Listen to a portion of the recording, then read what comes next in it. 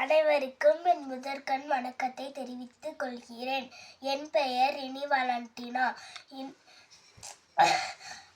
புதின அந்தோனியார் நடுநிலைப் பள்ளியில் 4ஆம் வகுப்பு ஆ பிரிவு படிக்கிறேன்.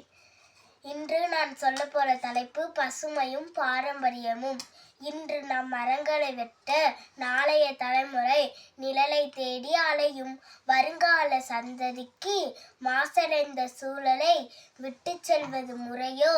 எனவே இயற்கையுடன் இணைந்த நம் பாரம்பரியத்தை காத்து பசுமையை விதைப்போம். வருங்காலத்திற்கு வளமான பூமியை பரிசளிப்போம். இன்று பசுமையும் பாரம்பரியமும் என்ற தலைப்பில் உங்களுடன் உரையாற்றுவதில் நான் பெருமகிழ்ச்சி அடைகிறேன்.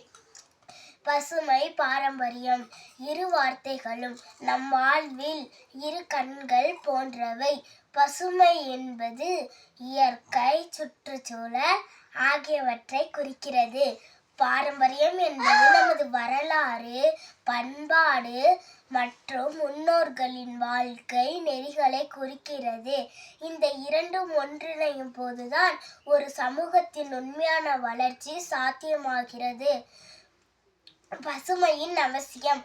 மணிநீரும் மண்ணும் மலையும் அழிநீலர் காடும் உடையது அரண். இக்குறளில் வள்ளுவர் பசுமையான சுற்றுச்சூழல் மனிதர்களின் போர்க்கவசம் பாதுகாக்கிறது என கூறுகிறார். தூய்மையான சுற்றுச்சூழல் மனிதர்களின் உடல் நலத்திற்கும் மனநலத்திற்கும் அத்தியாவசியம். நெகிழியை வாங்காதே, பூமி தாங்காதே, இயற்கையோடு ஒட்டிவாழ் என்ற பொன்மொழிகளுக்கு ஏற்ப நாம் மரம் நடுவது, காடுகள் வளர்ப்பது போன்றவற்றை செய்வதன் மூலம் சுற்றுச்சூழலை பாதுகாக்க முடியும். அடுத்தது